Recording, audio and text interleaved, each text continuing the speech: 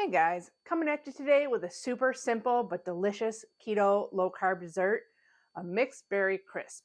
And one of my last staple recipes that I'm going to test and see if I can swap my oat fiber for bamboo fiber. So, let's get started.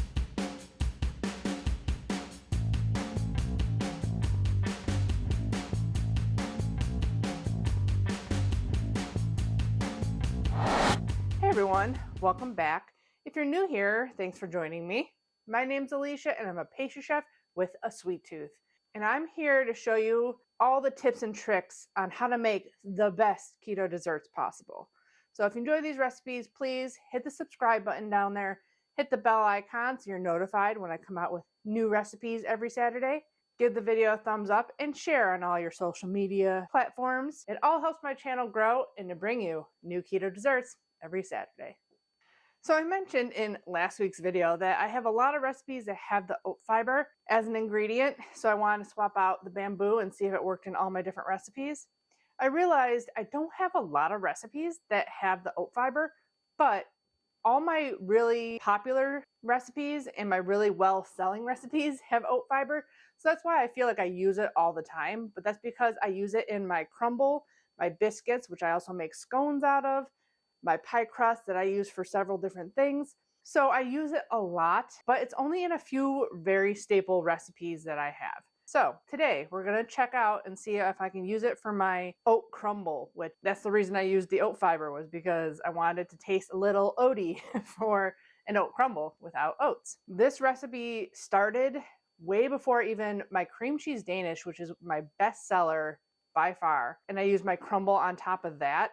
But the first recipe I figured this out for was my strawberry rhubarb crisp. Today we're going to make a mixed berry crisp because it isn't rhubarb season for one. And second, I don't know if any of you guys can relate, but these were my berries. They're all just full of ice. I'm always buying frozen berries with good intentions to make a smoothie for my lunch or something like that. And I never end up doing it. So I have tons of berries in my freezer, and I've already weighed out what I need today, and I'll probably make jam for Van to make peanut butter jellies for him with the rest of it, because that's what it's really good for at this point, because then you don't have to add any water. You just boil all the water and ice out of the recipe, so it makes it easier. But for my strawberry rhubarb crisp, I used fresh strawberries and fresh rhubarb because my friend actually grows rhubarb and she has an insane amount and usually gives it to me.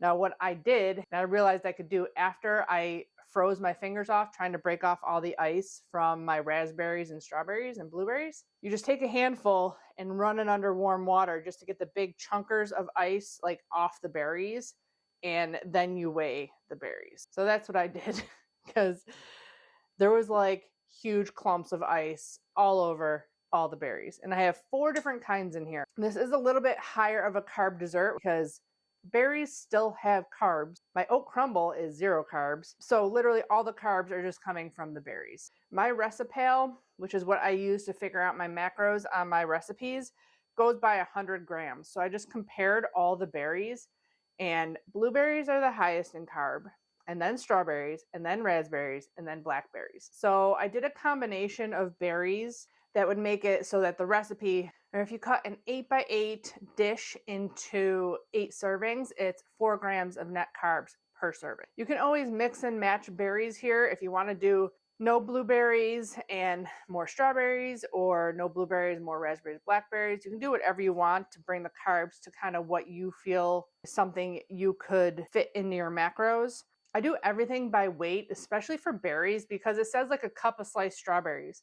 A cup of sliced strawberries could weigh completely different amounts depending on how you slice them. So berries are those one things that I feel like you have to weigh it out because there are carbs in it. It's not like it's really low carb. And you don't want to end up overeating on them if you're strictly trying to stay below 25 net carbs a day. If you don't care about fruit and stuff like that adding to your carbs, you can do whatever you like. It's all up to you. I'm just here to give you a delicious recipe. So I already weighed out my berries here. I did 10 ounces of blackberries, which is the lowest carb, 10 ounces of raspberry, which is second lowest, and then only 2 ounces of blueberries and 2 ounces of strawberries. And they're still like half frozen. I just made sure I got all of the ice crystals melted off the outside, because what's inside is just the natural juice of the fruit, which is what you want. In another separate bowl, we're gonna weigh out a half cup or 60 grams of a powdered sweetener. I'm gonna see how much a half cup of this actually weighs. This is the So Nourished. I always forget if it's nutritious or nourished brand, but it's super powdery. So I feel like a lot fits in a cup measurement. I'm actually gonna sift this because it looks really clumpy. No. Ugh, we have new child locks on our cupboards. It's gonna take some getting used to. And my scale went off. Ugh.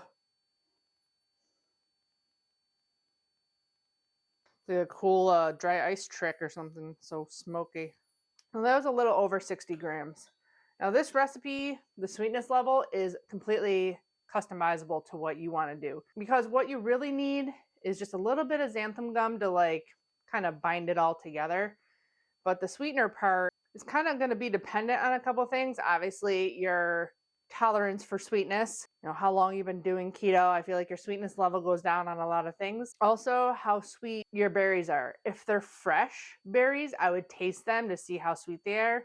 But when they're frozen like this, a lot of times they're frozen, like flash frozen as soon as they're picked, because that's the easiest way to do it. So they should be at peak sweetness level. You can pick and choose how sweet you make this. And also you can add a little bit of liquid stevia, which I'm probably going to do with this, because raspberries and blackberries are usually a little bit more tart than blueberries and strawberries. So to the powdered sweetener, we're just going to add a little bit of xanthan gum. I'm going to use the stuff that's really crazy strong, but I'm still going to add just a 1/4 teaspoon, or maybe a little bit less. And give that a good whisk so that it doesn't clump when you go and pour it on your berries. I already have my oven preheated to 375, because once we get all this together, it just goes right into the oven and you're good to go. And I clean up my dust cloud. Now next is the crumble we need to make. Now back when I made this recipe, I did try a bunch of different alternatives, and a lot of them work. Like egg white protein, you can also sub coconut flour, but then it won't be 0 carbs. Same thing with the egg white protein. There is some carbs in egg whites. In my unflavored whey protein isolate, there are no carbs. And then the bamboo fiber has no carbs, or oat fiber, if you want to use that, has no carbs. This is my 0 carb crumble. So it is very simple. It is just 30 grams of whey protein isolate, which is usually 1 scoop. I think in the original I had 29, which is a scoop, but I mean, 1 gram ain't gonna matter too much here. That was only 25. And then usually the 30 grams of oat fiber. I'm gonna use bamboo fiber and see if this works here. Should be 1/3 cup plus a couple tablespoons. And then the sweetener, I think, is what gives it its crunchiness. So I use the Locanto Golden Monk Fruit Erythritol blend. You can probably use another brown sugar sweetener of choice, or you can just use like a regular sweetener. But if you use like a packable brown sugar, I feel like you might need a little bit less butter than the recipe calls for, because it has some more moisture in it. And you're specifically looking for a crumble consistency. Funny, because I mentioned in my last video that almost all my oat fiber recipes are recipes where you can kind of control the liquid to like make sure it's the right consistency. That's not the case for like my cinnamon roll recipe, where you start out with your eggs, butter, milk, and then you add your dry ingredients to it. This is 72 grams, which I believe is half of 3/4 of a cup. So I'll do a half cup. Half cup's too much. It's amazing I'm able to do this when I did horrible at math in school. There's a lot of math in baking. 1/4 cup should be 48 grams. It's 54, which is why I say to weigh everything. 1 tablespoon is supposed to be 12 grams. It was 13. And a half tablespoon. But if you were going by measurements, that would have been 48, would have been a 1/4 cup, 1 tablespoon, 60, 2 tablespoons, 72. So 1/4 cup plus 2 tablespoons. That's why it's just so much easier to weigh things out. Give that a little whisk. I am going to put some cinnamon in here. For a lot of my recipes, I don't do the cinnamon because I just don't think it goes well. But for this one, I will. Do a 1/4 teaspoon to a half teaspoon, whatever you like. And that's it for the dry. Now for the butter, When I first made this recipe, a stick of butter worked perfectly. You melt it, you throw it in, it became a crumble. One of the first, not the first comment, but one of the comments that I got not soon after I made that recipe was someone that they added the butter and it was just completely liquid. I don't know what I did wrong. And I told her how to fix it. You just add a little bit of extra of each ingredient, you know, but it's always easier to not add it all. That way you save the hassle of trying to make it, you know, the right consistency. So I have been doing 6 tablespoons, which is 84 grams. This is straight out of the fridge, so it's cold. So I'm going to cut it into pats. Otherwise, it's going to take forever to melt, and I'm going to probably start splattering before it's all melted. That's 3 ounces, 84 grams, 6 tablespoons. A lot of times I don't even measure this because I know I'm just going to use as much as I need. My butter's almost completely melted. I do have some vanilla extract standing by. I have homemade from my mom and my Uncle Gary, so I've been using that lately. I have not committed to the year process yet, but I'll probably refill that once it's gone. I got a fork to mix up my crumble, and I got a spatula to mix my berries with the sweetener and xanthan gum mixture. With what's left of your butter, butter your dish. Be easier if it was softened. Get it mostly covered, and then you can go in with your hands. You can also make this into individual servings. I've done with like the cupcake tins, but I have the metal tins like I had for my Valentine's Day cupcakes. I have ones that are just round that you could also use. Okay, make the crumble first. So I add in my butter, and don't add all of it. Add a splash of vanilla. Mix it up. So it's crumbly, but there's still a lot of dry ingredients. So I'm going to add the rest of it, or most of it. A little bit left in the bottom.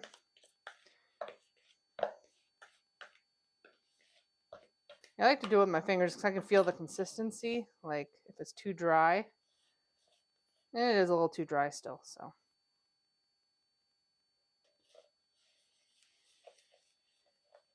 There you go. That's kind of the consistency you want, like a crumble.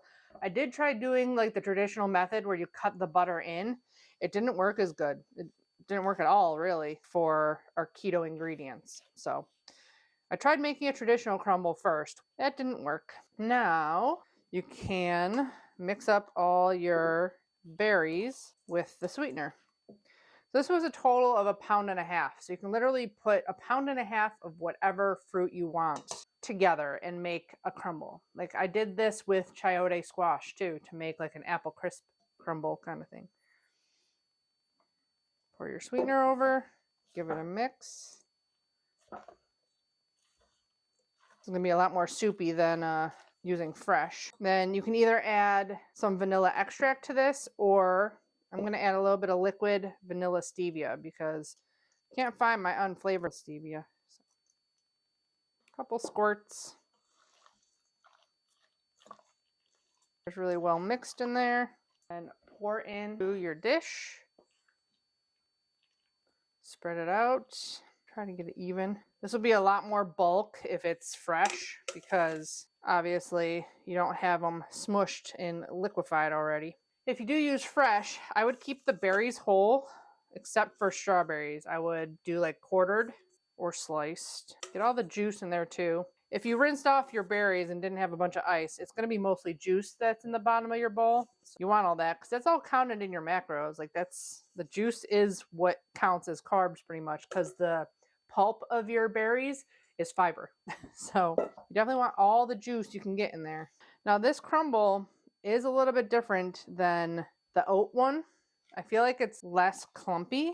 Could be because I use less butter. I'm going to put the rest of the butter in there, but I feel like it didn't come together as a crumble as much as the oat fiber. Maybe I do need to add the last 2 tablespoons of butter. I think I'm going to do that because it definitely doesn't look as like a crumble as when I use the oat fiber. Okay, so the last 2 tablespoons of butter, I'm going to swirl a little bit in there.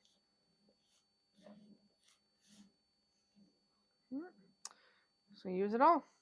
So just like my pie dough, I did end up needing like another tablespoon of water, a little bit more than a tablespoon of water for the bamboo fiber. And that's about it for the crumble also. Need a little bit more. You want it like in a little bit of chunks. Like you don't want it just like powdery. You want some clumps in there too, just like a regular crumble would. Pour it all over your crisp.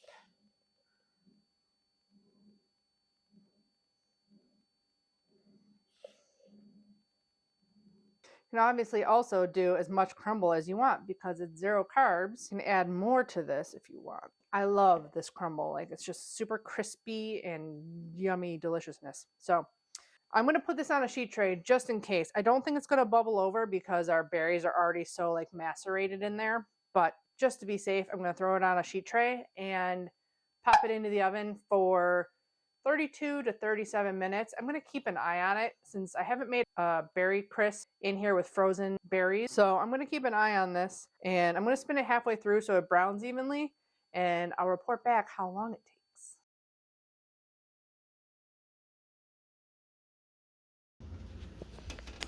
That was 16. I set it for another 16. So I forgot, frozen berries versus fresh fruit, it's going to take a lot longer. So it's been in the oven for 42 minutes. It just started bubbling at like 36, 38. So we want nice and golden brown and bubbly all around.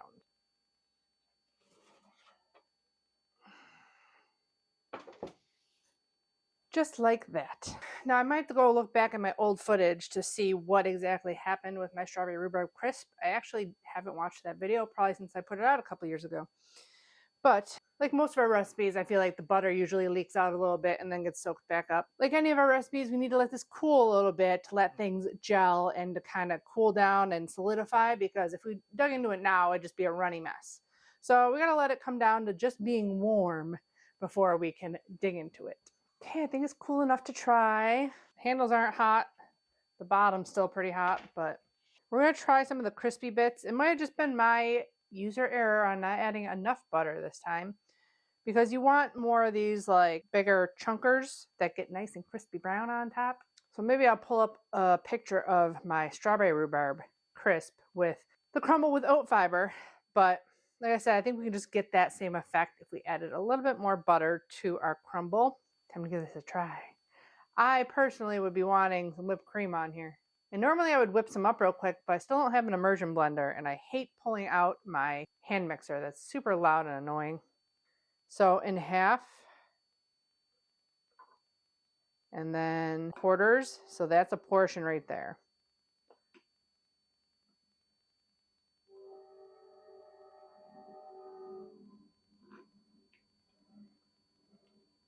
Should be a little saucy, but not like crazy, like liquidy, which it doesn't look like it is. Well, it's pretty warm still, but I'm impatient. Make sure we'll try a bit that's crispy over here. That's the best part.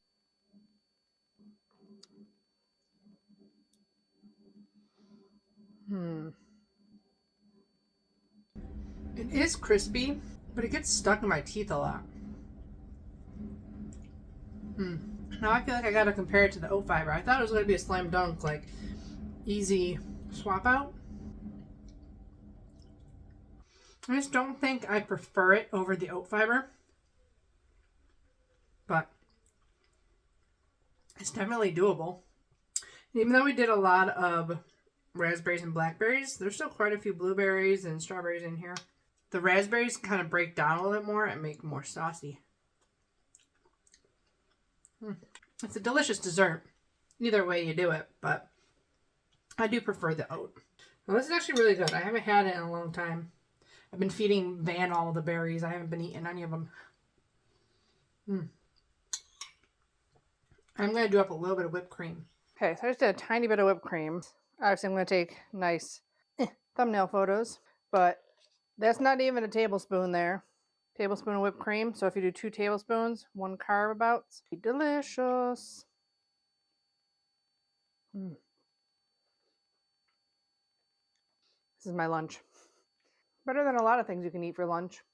Keto whipped cream. I didn't stabilize this, so it's not going to last. I'll have to re-whip it, but It's easier if you're only doing a little bit of whipped cream and you're not doing a dessert that's, going to sit out for guests or anything, to just do regular whipped cream with no gelatin in it. This is also great with some of my keto vanilla ice cream, which I'll link that up there for you. And that's what I'm going to take my thumbnail with, I think. I have a tiny bit up here. So don't forget you can add ice cream to this. That is my little bamboo fiber experiment. That's pretty much the last recipe. The only other recipe I have that has oat fiber in it is my graham crackers. Because graham crackers usually have some kind of whole wheat or oat flour or something like that in it to make it taste a little, oaty. But I don't use that recipe a ton. I use that for cheesecakes. But I'm sure you can sub out the bamboo for oat in that too, and it'd be perfectly fine. It's the same kind of thing. You add as much butter as you need for it to come together. So I hope you guys enjoy this mixed berry crisp recipe and maybe make it for your Easter celebration this year. What is your favorite kind of crisp? Let me know in the comments below. And if you've used my crumble recipe on anything else besides my cream cheese Danish recipes or coffee cakes or anything like that, let me know also. I always love reading all the comments about what you've done with my staple keto recipes. Don't forget to check out my Amazon links and the blog link to the full recipe in the description box below. Give the video a thumbs up if you enjoyed it. Thanks for subscribing, and subscribe if you haven't already. And as always, I'll be back with more keto dessert recipes. Bye guys!